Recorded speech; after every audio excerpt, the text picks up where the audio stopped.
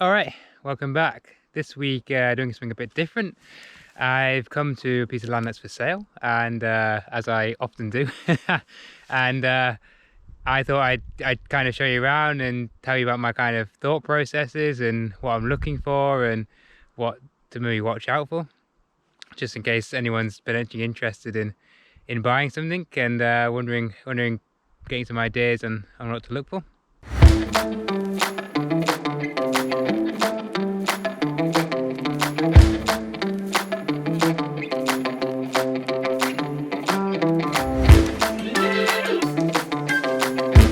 So I'm at some land near to Perth. So Perth is actually just this way, not so far, only a few miles. And this is one kind of, as you can see, it's slightly exposed here. You can see it's quite open, but not too bad, because the first thing, as a person looking at plant trees, you're looking at what's growing nearby. So on this exposed ridge just over here, you can see there's quite a lot of deciduous trees growing, which broadleaf trees look like they're growing pretty well. I'll go and check them out in a bit. But a bit more about this land. It's 12 hectares in size. It's going in Scotland, so it's goes something called a closing date, which is this week coming up. This video will be going out after that, just in case I decide to bid on it. It's what else can we say about it? So before I come and look at a site, I'll kind of look at some maps online and try and work out whether it's going to be suitable. So there's a few sites you look at. You see there's what's called some of the Scottish forestry maps. They indicate whether it's going to be suitable for growing trees and what type of trees might grow well here. So this is saying it's pretty flexible. You could probably grow some good broadleaf trees here, hardwoods, which kind of, as we just seen the trees behind, would indicate that's probably true, even though it's a bit exposed. So obviously you're going to get quite a bit of wind here, so potentially I think it might be a bit tricky to get the trees established. So it's the establishment which might be tricky. So it might be that you want to plant something slightly different and then come back, and once those trees are established, and plant other things in between and stuff like that. But that's getting a bit more complicated at this stage. We're just kind of seeing what the potential might be. Because it is kind of fairly exposed in the landscape, that might limit kind of what they might allow you to plant from a landscape point of view, because you might need to you might need to get some kind of impact assessment on the landscape. But if you're going to plant more broadleaf trees, that's generally not so much a problem. If you're going to plant like monolog Sitka spruce plantation, then that's going to probably be a bigger issue. What other things you've got? If you're going to use the land, you're going to want trees that are timber productive. You need to have a route out of the land, so you want to know whether the roads around are going to be suitable for timber lorry movements. That's something they like to look at. When I say they, that's Scottish Forestry, who would potentially give you a grant to plant trees here. And if not, then that would limit potentially what trees you're allowed to plant, or at least which grant you're allowed to apply for. What else are we going to look for? We're going to look at maybe what other uses you could use the land for. So, you know, you obviously want potentially other forms of income potentially coming from the land. So what may they be? And if that's something I look for, is maybe tourism potential. So how does the local authority or the council, would they support something like that in their planning guidelines? So you want to have a look at that, and you want to how is that I was going to go into access for that, but actually access is one thing I should have mentioned already. So you want to look at the access for the site. So that's from like a public road to the land that you're looking at, because sometimes the access isn't that good, and that might be a problem. For example, getting timber out could be a problem if you want to do something like tourist related or some other kind of development wise, because if it's got like poor access, and the poor access could be you're sharing access with other people, and upgrading access would be quite difficult. or more likely if it's the access point where it goes onto like a road, public road, could be classed as kind of dangerous, so not very good sight lines. So in that case you'd probably be okay for like timber extraction, but you wouldn't be unlikely to get development for some like tourism, or you know, potentially a house in some areas you could get. So that's kind of the main things you want to be looking for. And as I wander around, we can have a look at a few other things that we need to check out when we're wandering around. Okay, so I'm just on the western border of the site at the moment, and I thought I'd just say something about the soils. So when you're planting trees, the type of soil you've got is really important to the type of trees you can actually grow and how well they're going to grow. So here we've got something called a brown earth, or at least that's what's shown on the maps that you can find online. And looking around, you can see that it's mainly grass here at the moment, which would kind of, and you've also got some nettles, so that kind of indicates that's at least partly right, at least. So as in at least the top of the soil is probably quite good quality. Brown earth is like one of the best qualities you can get for growing trees. If it was more of a glade soil, that's basically a wetter soil, and you would tend to see it on an area which is kind of a bit rough like this, more rushes. So that's the rushes are those kind of spiky looking, how to describe this, they're like circular leaves, not really leaves, but that's how maybe you could describe them, circular, with a pointy sharp point on the top. Well, not that sharp, but pointy. And if you break it, it's kind of got like a foamy material is inside the circle, the cylinder shape.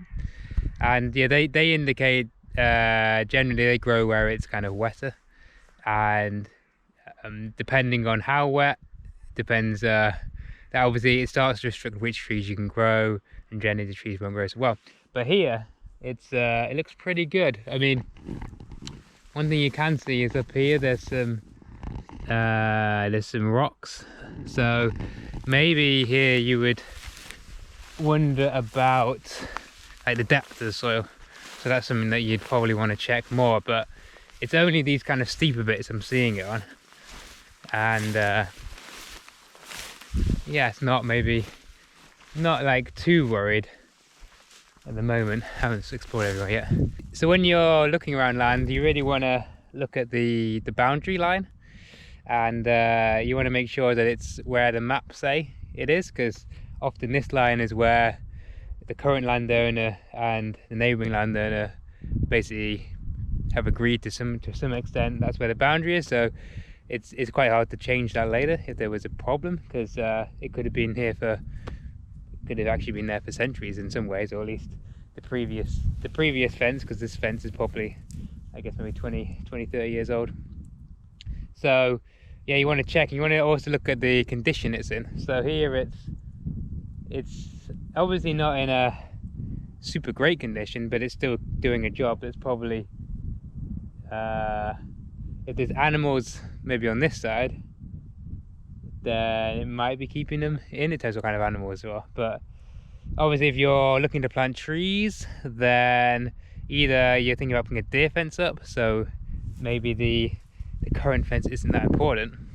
But if you're not going to put up a deer fence, you're just going to put the trees in tubes, then obviously the fence is quite important, because you don't want like a neighbouring farmer's stock, so the animals, the cows or the sheep wandering in, because if they wander into your land, they're probably likely to knock over the tree tubes and squash the trees a bit, which is why, yeah, you can't, even sheep, like a big animal like a cow, you can kind of expect it, even a sheep will do that. So that's one thing to bear in mind. Right, so the land is, I would say, 99% open. There's a few trees, maybe 20 trees, not very big, and one of them happens to be this monkey puzzle tree. Not quite sure how we got here, but it's in an enclosure, so there's a few pine trees over here, and a few kind of unusual broadleaves, which I don't really know what they are, but quite small. So that's kind of a bit weird why that's there. But anyway, you can see we've got some electricity poles. So if you're like looking at some sort of potential development, that might be a positive, but they do look they look bigger than the normal electricity pylons. So it might be that they're not the right, what do they call it? Anyway, you're not gonna be able to take electricity off them. You would have to be like a substation and those sort of stuff. But I am certainly no expert in that, so but something you want to watch out for. We go over here. You can see there's a little bit of gorse growing. So that's something which isn't like not a big problem. That's something you'd have to potentially. There's actually just quite a bit on the north. It's like a north-facing slope, and it's quite a bit down there. So when it's quite small like this, you might not worry about it. But in big areas, that's obviously an extra cost if you want to plant productive trees in those areas. And also that's something which, if you decide just to leave the gorse, it's going to spread into where the trees are, which might be a problem. But it's a balance, really, isn't it? You don't want to wipe out all the gorse because it's good biodiversity, but it can also kind of swamp the new trees when they're growing. So right, so we have a little quarry here, and I was thinking potentially you could get like a little accommodation out of here, like some sort of hobbit house maybe. You go, it's kind of the right sort of height for people, and if you could put some sort of roof over it, then you've got like a room in there. And if you turn around, you've got a pretty nice view in this direction. And because it's kind of surrounded on three sides, it's not really going to stand out much in the landscape. So you might have a better, obviously if you're just going to plonk like a building on anywhere really else on this site, you're going to stand out, which is that's not a great thing from a landscape perspective. So potentially in there it could work. Obviously then if you want to keep that view, then you're gonna have to avoid planting trees right in front of it. So that's kind of a bit of a balance, bit of a trade-off. But at least here on this angle, you would actually have, because you got to think, well, if trees grew up in front of it, if your neighbour planted trees, would it still have a view? And I think in this case, it probably would at least have some sort of view. I'm just thinking, obviously, it's hard for me to explain exactly where the boundary is here, but I think just looking at the heights and stuff, it would probably be okay. So one thing you really need to think about when you're looking at land is neighbours. From a tree planting's perspective, like, is anyone, you got to think of it, start with anyone potentially going to have an issue with that. The one that kind of jumps out, if someone's got a view onto your land, or the view goes over your land into something else, then it's not, then you have to think about how you can accommodate that into the scheme. Right, come around to the north side of the land. You can see it's kind of a bit steeper here, and it's going down. This is the road down here. Just to point out, you can see these trees here. It looks like they're growing. The trees that are growing here looks like quite a mixed variety of conifer and broadleaf. Looks like they're growing pretty well there. Although, so that's of course that's south facing, so they probably get a bit more sun in this slope, but that's a good sign. So yeah, from an access perspective, we were chatting, you got to look at the access. So here we've got a gate down here directly onto the road, small road, but this is somewhere where you've got a